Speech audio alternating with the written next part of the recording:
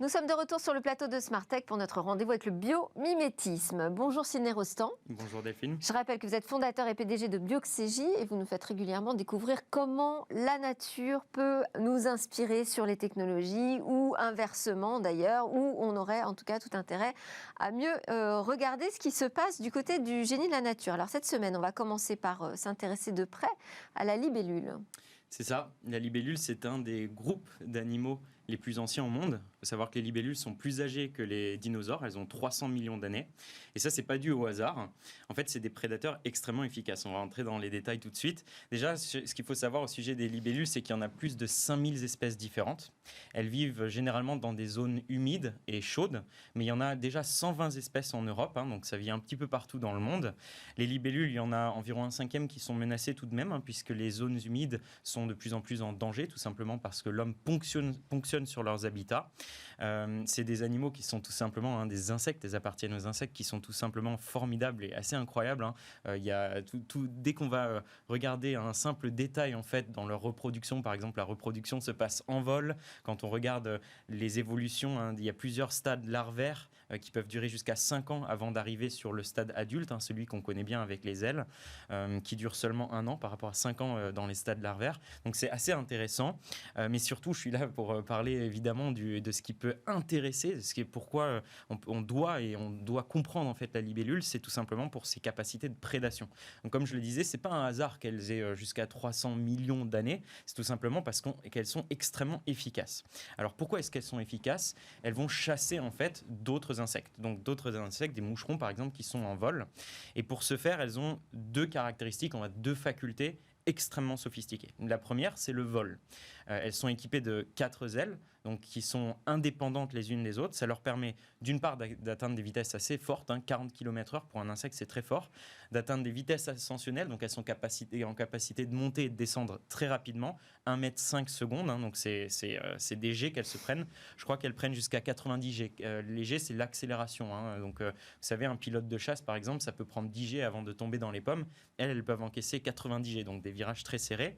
Et elles sont capables, surtout, de faire des manœuvres acrobatiques, donc elles font du surplace. Elles sont aussi capables de voler à reculons et, comme je le disais, de faire des manœuvres spécifiques avec des ailes indépendantes. Ça leur permet d'être extrêmement agiles pour chasser les moucherons, alors qu'elles sont plus grosses.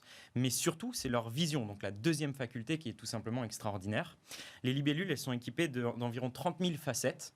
Donc, je pense on le voit à l'écran. Ces facettes-là, ça leur permet d'avoir une vision à 360 degrés, mais surtout de voir à 200 images secondes. Elles ont des neurones spécialisés sur la vitesse de l'image, alors que nous, on est capable de voir 60 images secondes et les écrans, c'est environ 25, 26, 30 images secondes, si je ne me trompe pas. Donc, elles sont capables de voir au ralenti. Et ça leur permet d'anticiper la trajectoire des moucherons et d'aller finalement dans une direction d'interception. Les libellules sont tellement spécifiques et sophistiquées dans leur capacité de chasse, donc d'une part pour le vol que ça inspire des drones, notamment sur les ailes qui ont une structure en fait très spécifique qui leur permet d'être à la fois résistantes et en même temps très légères. Donc ça c'est intéressant pour des drones qui fonctionneraient sans hélice mais plutôt avec justement ce type d'aile. C'est très complexe, c'est des recherches qui sont en cours. Et d'autre part c'est le système cognitif d'attaque qui est très intéressant.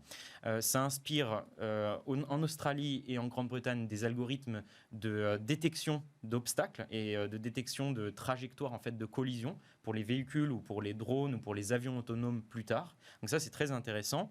Et en même temps il y a quelque chose qui est très spécifique pour finir là-dessus, c'est que les libellules ont une capacité en fait qu'on appelle motion camouflage. Alors ça c'est très très impressionnant, surtout pour un insecte dont on n'imagine pas forcément une capacité cognitive incroyable.